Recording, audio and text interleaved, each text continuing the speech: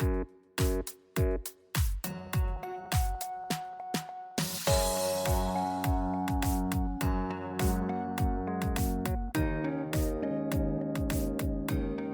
to Mansplaining, a podcast about the interesting things you can discover if you just take the time to learn. My name's Mark, and I'm going to be your host for this week. And as always, I'm joined by Joe, an old friend from college. And together we'll explore what's on our minds and hopefully figure out a thing or two about a thing or two. Joe, as we've been doing this podcast, there have been certain questions that have been sort of in the back of my head. And sometimes I think about them and then I forget about them and then they come back around. And this episode's question is one of those. This thing that I've been thinking about asking you for a while, because it's something that's been bugging me for quite a while, which is that I tend to think of economics as a hard science, fairly hard. It's quantitative, it's evidence-based, it's based on rigorous research. And when I hear economic interpretations of history, I find those things very compelling. And yet, time and time again, economists, when they try to predict the next recession or predict the outcome of a certain government policy, they tend to be wrong a lot of the time. So this has been something that's been bothering me for a while, and what better use of the Mansplaining podcast to get to the bottom of stuff like that? So I asked you, why are economists so bad at predicting the future? And I look forward to hearing what you learned. Yeah, okay, well, let's get into it. Although I just want to say about your opening, I also have questions like that go in and out of my head, and coincidentally, I'm going to ask you one of those at the end for our next topic. So today I want to start with a quickie quiz. I'm going to read you 4 words, and you tell me what they have in common. You ready? Yes. Okay. Astrology, numerology, palmistry, macroeconomics. The first 3 are classic pseudosciences, and so I guess the setup for that is that you are going to present macroeconomics as a similar pseudoscience. Well, not quite, but close. My answer would be that those 4 subjects are equally good, or perhaps I should say equally bad, at predicting the future. After reading up on this subject, the only mystery to me is why we're surprised about that. I'll talk about how and why macroeconomic forecasts are wrong in a minute. But I want to clarify one thing at the top. You may have noticed that I've been using the word macroeconomics instead of economics. Economics is the study of the production, consumption, and transfer of wealth. The American Economic Association would like us to know that it's not all about money. It's also, quote, the study of scarcity, the study of how people use resources and respond to incentives, or the study of decision-making, end quote. Because economic decision-making ranges from very small to very large in scope, there are 2 main branches of the discipline. Microeconomics is the bottom-up study of individual decisions facing one person, one household, or one company about how to allocate scarce resources. It focuses on the concept of supply and demand and the other forces that influence prices. Macroeconomics is the top-down study of decision-making about the economy as a whole, made by countries or industries. Governments and their various agencies rely on macroeconomics in devising their fiscal and monetary policies.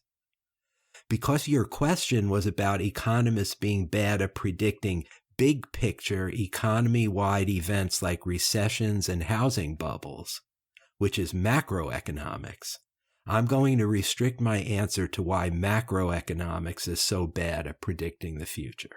Okay, good. All right. The unreliability of macroeconomic predictions is not exactly breaking news.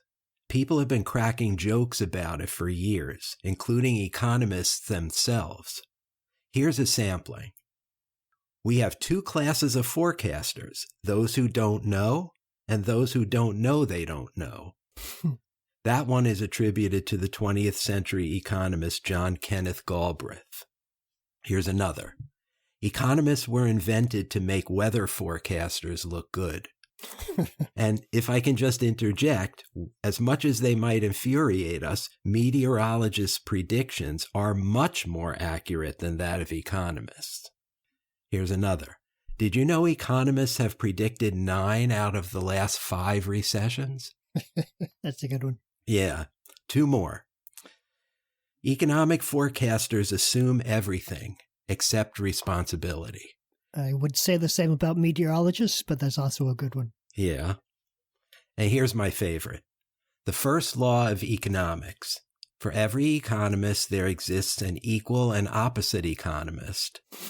The second law of economics, they're both wrong. So here's a few examples of why these jokes resonate. The Economist magazine maintains a database of expert projections of annual GDP growth, covering more than 100,000 forecasts from 15 wealthy countries stretching back more than 20 years, serving almost like a longitudinal study. They're finding that forecasts are more accurate over short periods of time but get worse as the time horizon increases is not particularly surprising. What is surprising is that GDP forecasts with a lead time of just 22 months, that's less than 2 years, were no better at predicting the future than simply repeating the prior year's growth rate. This phenomenon is especially true when there are economic downturns, since the default assumption in forecasting is always growth. Between 1992 and 2014, the International Monetary Fund researched the ability of macroeconomists to predict recessions using GDP rates. They found a consistent failure to do so, with most forecasts missing significantly. Forecasting errors plague even the Federal Reserve, the gigantic central banking system that sets monetary policy for the United States.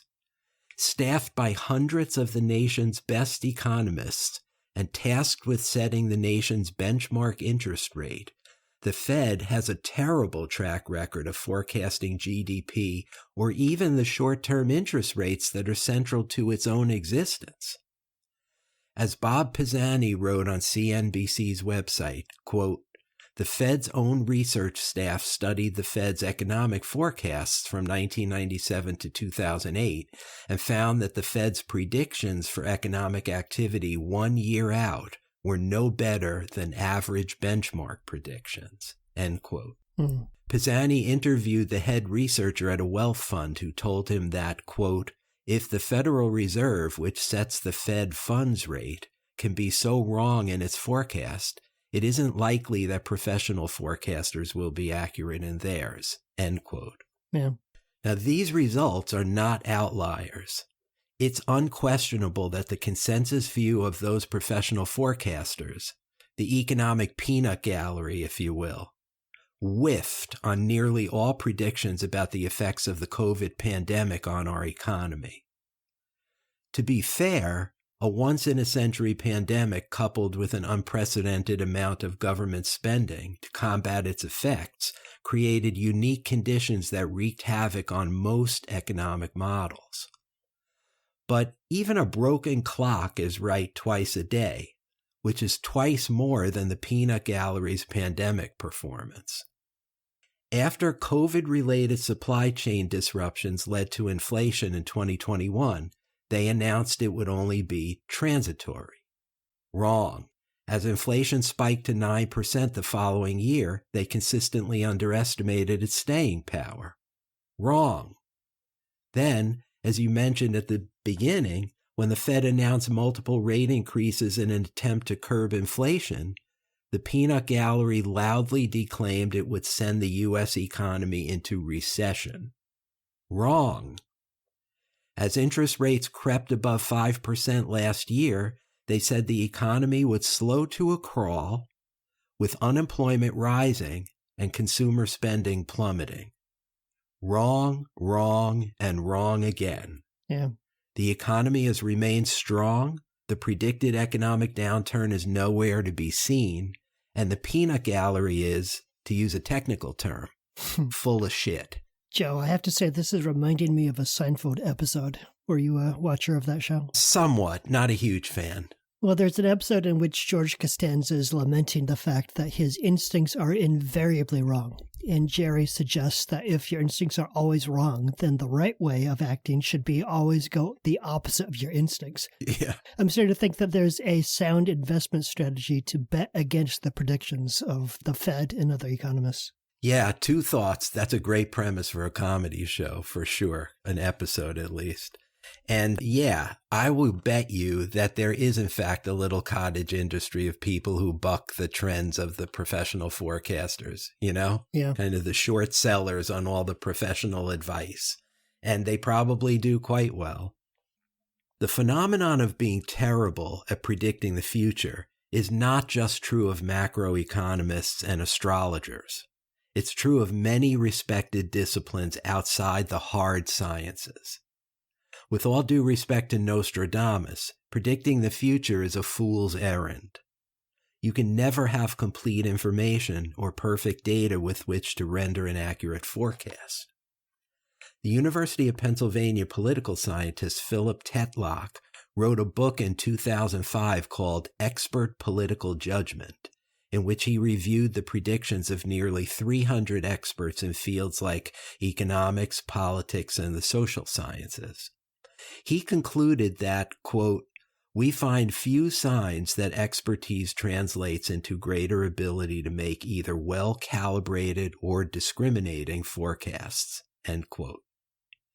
Among many other things, Tetlock found that most so-called experts' predictions were not statistically better than random opinion, and that experts who opine on TV a lot do a particularly bad job. Tetlock's research deeply influenced the work of Nate Silver, the statistics guru who wrote a book about why most predictions fail called The Signal and the Noise. Mark, I'm going to post on our Facebook page a 15-minute excerpt of Silver talking about this subject in greater detail than I'm able to do here. It's worth watching because he makes a lot of interesting points. Yeah, I'm familiar with Nate Silver from the website 538.com, Yes. where they go into politics and sports. And I also understand he got his start in Baseball Prospectus and is a huge Yankees fan. So I could understand, Joe, why you are introducing him on this podcast. Two of my favorite things together in one website. There are numerous explanations for the faultiness of macroeconomic forecasting in particular. Let's start with complexity. National or global economies are interconnected, interdependent, constantly evolving systems full of feedback loops, both positive and negative, where changes made by one industry or one country generate ripple effects in the entire community. They're also non-linear in the sense that a single policy change doesn't necessarily lead to the same result every time.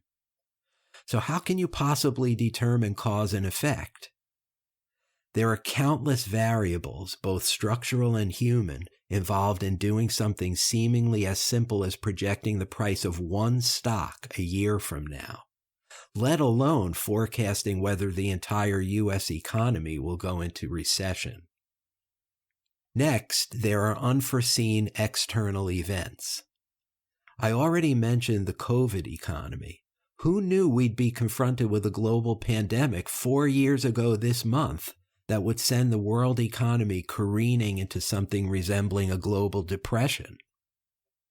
Who could predict the timing of Russia's invasion of Ukraine 2 years ago, the effect it would have on supply chains for food and energy, and the inflationary spike that would produce? Economies are particularly susceptible to things like natural disasters, wars, and significant technological disruptions like the sudden ascent of AI that we've discussed on this podcast. The magnitude or timing of such events is difficult to anticipate. But even without COVID or the war in Ukraine ravaging the economy, predictions about inflation or unemployment or GDP growth or interest rates would still have been mostly wrong. Another problem with faulty forecasting is the many, often unacknowledged biases that the forecaster brings into their analysis and interpretation of the data.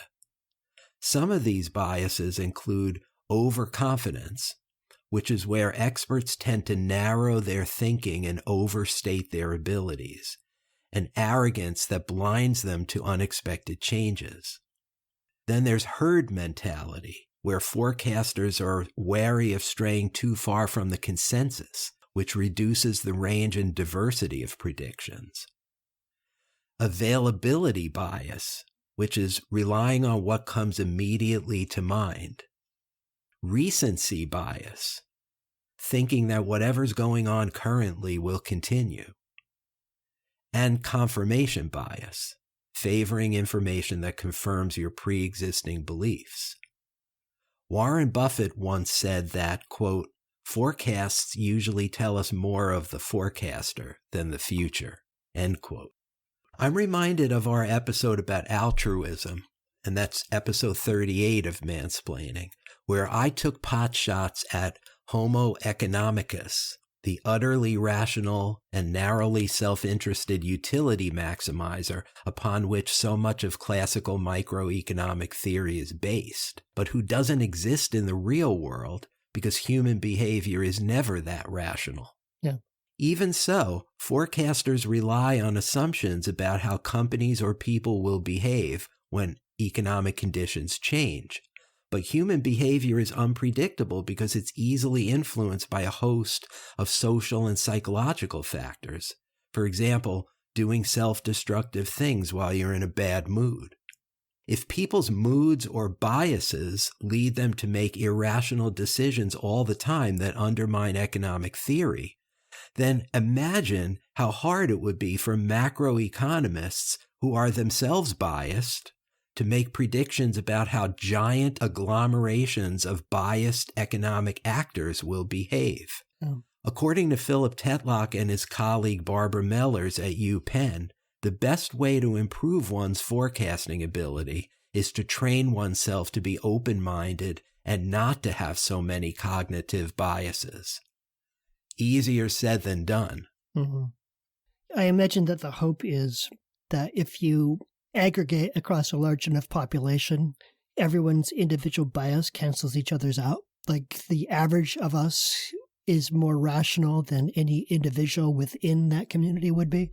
But yeah, if you factor in things like crowd effects where we're influenced by what we see and hear around us, and so we tend to move in a tidal movement rather than as strict individuals. Right. Yeah, you could see where it's just a doomed endeavor. Yeah. Okay, here's a few other possible explanations for bad forecasting.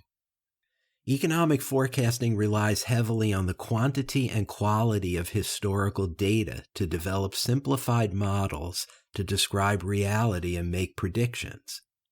At best, the models don't capture the nuances of real economies. If the data is incomplete, outdated, or otherwise faulty, the model is rendered inaccurate and the forecast suffers the same fate. Right. Particularly since we've seen time and again that the records that we keep tend to capture our biases as well as our observations. Yes. So the bias is hard-coded in the data that the economists are using. Yes, quite true. Economic data is also subject to time lags between when it was compiled and released, which means the economy might already be different by the time forecasters plug the lagged data into their models.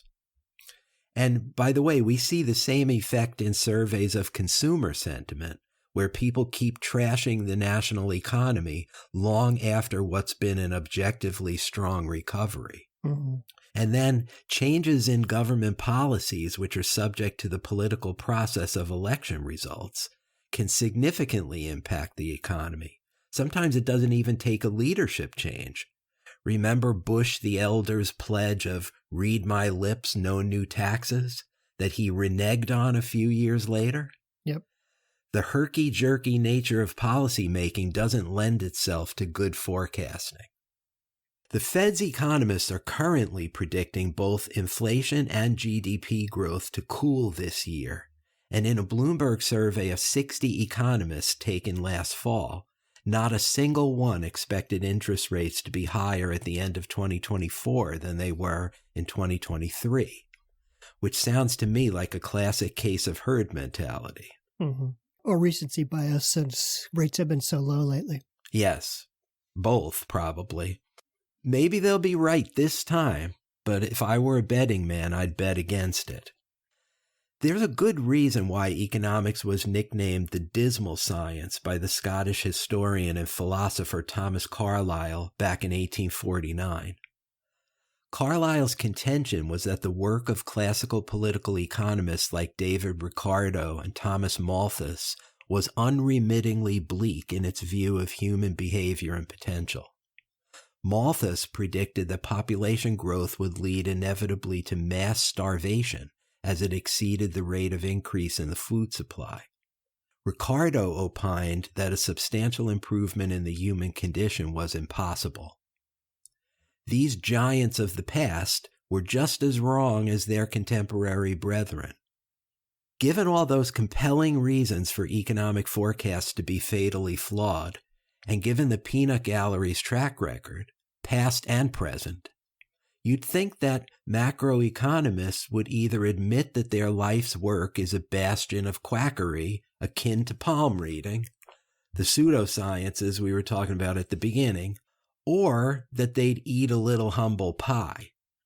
I'm not aware of any macroeconomists stipulating that their discipline is a pseudoscience, but at least we can find some glimmers of humility.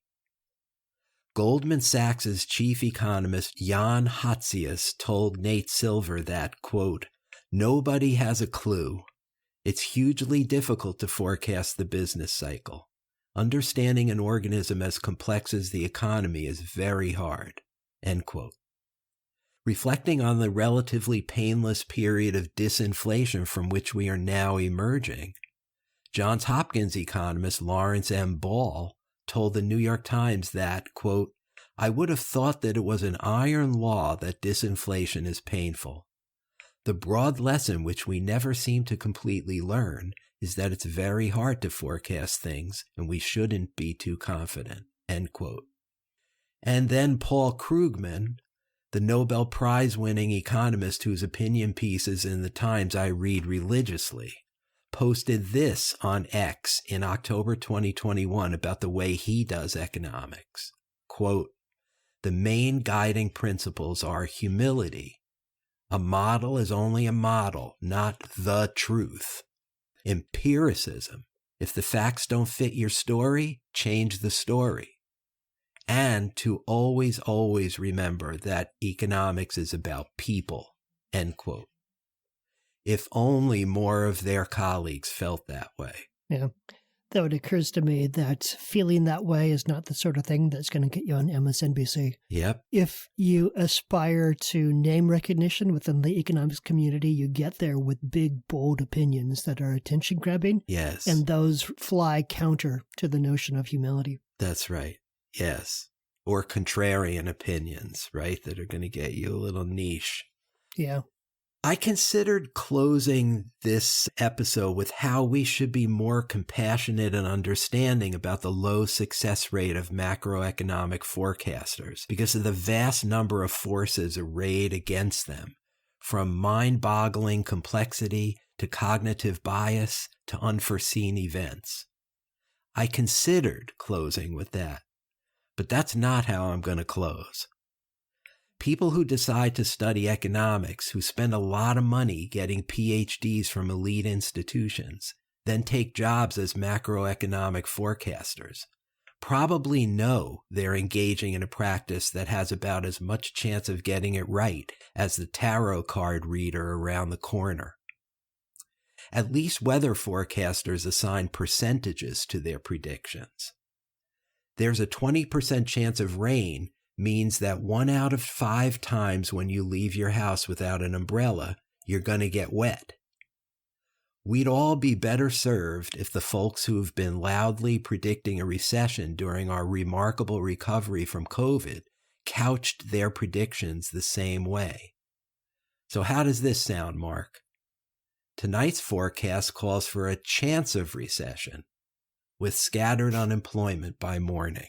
Yeah, I'm glad you landed on a comparison to meteorology because it was occurring to me as you were going through this that if a weather forecaster gets his forecast wrong, The worst case for me is maybe I get a little wet when I'm caught in a rainstorm that I wasn't expecting. But when an economist on the Fed gets his prediction wrong, then hundreds of thousands of people might suffer. Yeah. Right now, with super high interest rates that are hurting everyone who's carrying a credit card debt or is trying to pay off a home that they recently bought or needs to take out a loan to make it through a health crisis, these things show up in real suffering. And so it's so much more serious to have a community that knows that its predictions are not accurate and yet keeps issuing them in ways that hurt people. So it's harder to reconcile. I can have compassion for the person who's trying to predict a very complex entity in the direction that it's headed. And yet I have less compassion because those things have real world impacts. Yeah, I hear you. I feel the same way. And, like I said at the end, I try to be compassionate about economic forecasters, but I just can't be, because I do think there's selfish motives going on in trying to distinguish your work from others or to say racy and provocative things. And in this polarized political environment, to be hired by one side or the other just to spout the platitudes that are going to fit nicely with everyone's confirmation bias who's listening to that particular broadcast. Right. Yeah. It also occurred to me as I'm thinking this through that the hard science, soft science distinction. It's one thing to say that if you're holding a rock and you drop the rock, it's going to fall to the ground at a certain rate. There are some ironclad laws of physics that certainly help you to make that prediction confidently. And whether it's today, tomorrow, or 50 years from now, the same thing is going to happen. Maybe 5 billion years from now, the physical laws might be different, but in the foreseeable future, it'll be the same. Yeah. But there just are so many variables facing forecasters in a soft science like economics that the deck is just stacked against them. They don't stand a chance. So why do it? Yeah, that makes me think of two things. And the first is a personal recollection, which is I have personal experience with someone who was clearly within a soft science arguing that it was a hard science. And that person was my father, who, before he passed, he was a psychologist. And we would have these disagreements where I was trying to get him to admit that psychology was not a hard science, that none of his claims were verifiable. It clearly seemed to me it was not a hard science, and yet he would insist that it was. And eventually I came to realize that it was an emotional stance for him because he saw hard science as a higher thing than a soft science. Yes. Soft science is kind of fluffy. Maybe it's a little trivial. Maybe it's just like a personal flight of fancy you take, whereas hard science is a real thing. Yes. And he wanted his life's work to be a real thing. And I mentioned with economists, there's a similar temptation to say, oh, this is no soft science. This is the real thing. I have my data.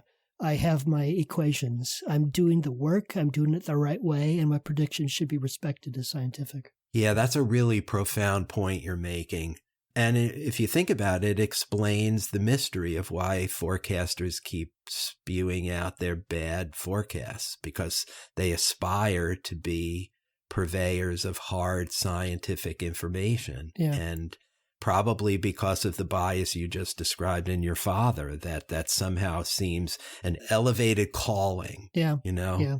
When in fact, maybe psychologists and sociologists and economists should be happy and proud of what they're doing already. Right. Yeah. And not so jealous about hard science. Right. Yeah. Not so deficient by comparison.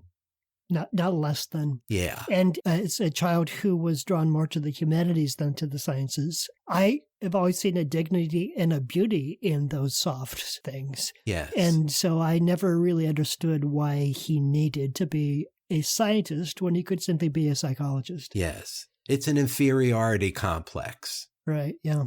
And it shouldn't be. Right. Economics has a role to play. Maybe that role isn't in providing forecasts of the future. Right. Maybe it's in just describing generally the human condition of decisions made in a climate of scarcity. Yeah, it can be interpretive rather than predictive. Right. And then my second thought coming out of this is that this brings me around to something that I touched on briefly in an episode just a little while ago, which is subjects that just seem to elude human mastery. And another one that's been on my mind and could well be a near future podcast episode is the subject of fusion power, which there's a joke about fusion power that it's 30 years away and it always will be. Right. Because the science, the technology, the engineering of it is so difficult that brilliant scientists work on it for their entire careers. And at the end, it's always still out of reach because it's just such a hard problem to solve. And so that brings me around to that. There are certain things that we're just not really smart enough to master. We're not smart enough to make predictions within certain arenas where the complexity eludes us. And I'm starting to feel like economics is one of those things. And I'm not then going to move on to suggest that AI is going to solve this for us, but it does seem like this is a limit. And the only way probably to get past that limit is to start bringing in machine intelligence on the side. Yeah, my wife reminded me that economics was originally part of philosophy. Yeah. And that the history of philosophy is the history of the hard sciences gradually peeling away and declaring themselves their own disciplines, when really everything was philosophy, the pursuit of wisdom. And economics really is closely related to philosophy in this respect you're just pointing out, because they're kind of unknowable questions that we ponder that are worth pondering, but maybe are going to remain unknowable. Yeah. And then I just wanted to say one other thing about your analogy to fusion power. The only thing that's not perfectly analogous is that fusion power is a hard science question. Sure. So you wonder whether AI is going to solve the fusion question someday, whereas it probably will never solve questions in economics because it's more about human behavior and it's not about just marshaling data. Yeah. I tend to agree, particularly because AI is only as good as the data you feed into it, and that data is collected by humans with their biases, with their incomplete perceptions. So if you're starting to think that, we've got 200 years of economic history to draw on to feed into the AI, that's a very partial history. It didn't capture all the things that the AI would probably need in order to be truly accurate. So yes, I tend to agree. Right. But let's talk about fusion someday. That would be a good one for us to discuss. Keep it on your list. It's already there. Well, thank you. This was a very interesting discussion, and I do feel like I have a better understanding of the topic. Good. Now, I have a question for you, and as I teased earlier, it's my own version of one I've come and gone for years, but completely different subject, Mark. Okay. We haven't done a sports topic since last summer. So it's about time for another, and I think this is a good one. I maintain an email correspondence with one of my best friends from high school, and one of the subjects we argue about endlessly is whether there is such a thing as clutch performance, especially as it applies to sports. Yes. Which is to say, whether an athlete can raise his or her level of performance in the most important moments of the game, often under intense pressure. Right. Now, I'm not going to tell you, Mark, what side of the debate I come down on until we tape this episode. But I will tell you that it's an extremely spirited debate, with my buddy and I both making what I think are good arguments in support of our respective positions. But we're at loggerheads, so I need you to break the tie. Does clutch performance exist? Okay. Yeah, that one will be fun, because I remember reading blogs on this very topic back when I was circling around baseball analytics and getting into that community for a little bit. Yeah. But I haven't been there in a while. So it'll be a fun chance to circle back, to remind myself of the things I learned back then, and to see if the state of the art has moved forward since then. So that'll be fun. Yes. I also think this will be fun. And of course, I come at it from a baseball orientation, but you don't have to stay in baseball if you think there are better models of clutch or the absence of clutch in other sports or in other ways of life too, for that matter. Yeah, football fans at this moment would be thinking of Patrick Mahomes, the quarterback for the Kansas City Chiefs, who has an incredible ability to be at his best when his team really needs it. If there ever were a clutch player, it'd probably be Patrick Mahomes. So I will probably mention him in the next episode. Yeah. All right. So until then, fans, you can go to YouTube and watch Patrick Mahomes highlights. Or you could go to our Facebook page where you'll find Mansplaining the Podcast. You can kick off a football discussion there, baseball discussion, or you can check all of Joe's sources. You can click through to that video of Nate Silver talking about why predictions tend to go awry.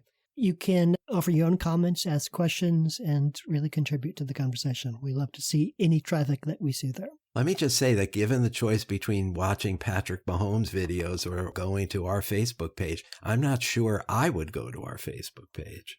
I haven't been to our Facebook page in quite a while in a private capacity. Of course, I go there to publish things and to answer comments and that sort of thing, but I have not been surfing our page in a while, so I would not blame anyone for getting stuck in a YouTube video. I'm stuck in YouTube all the time. But the Nate Silver video is a good one. Yes, yeah, I look forward to seeing it. When you're not on YouTube, one thing you might think of doing is going to your podcast platform of choice, be it Spotify or Apple or Google or Amazon, and seeking out Mansplaining and giving us a review. That's a real nice way to help other people discover this podcast. Another great way to help people discover this podcast is to tell them about it. Do your friends know about Mansplaining? Does your family know about Mansplaining? Tell them about your favorite episode, and maybe they'll find that they enjoy it too. Use your words, children. Yes. But that's it for this week. That was Joe. This is Mark, and we'll see you next time. Talk to you next time.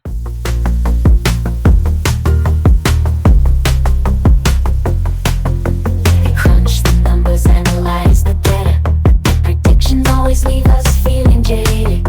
Claim to know the future, but they're always wrong. Economists in suits, singing the same old song. Econ is a con, it's a never-ending game. They make it sound so simple, but it's all just a shame. You can't predict the markets, you can't see the signs. Econ is a con, and it's messing with our minds. They say it's all about supply and demand, but when the bubble bursts, they just don't understand.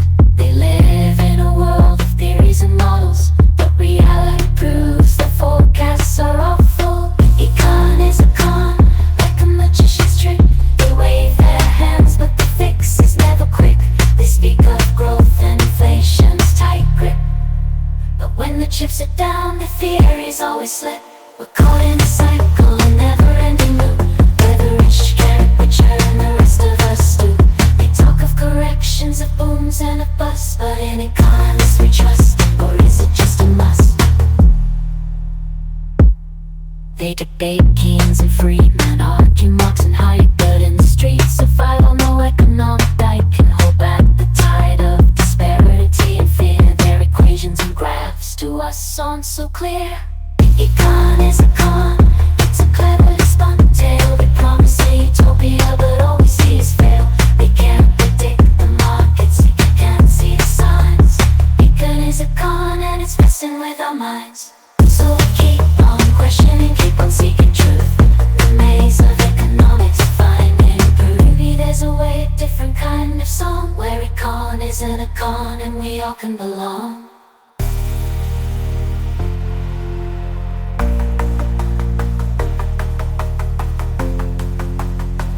Can belong.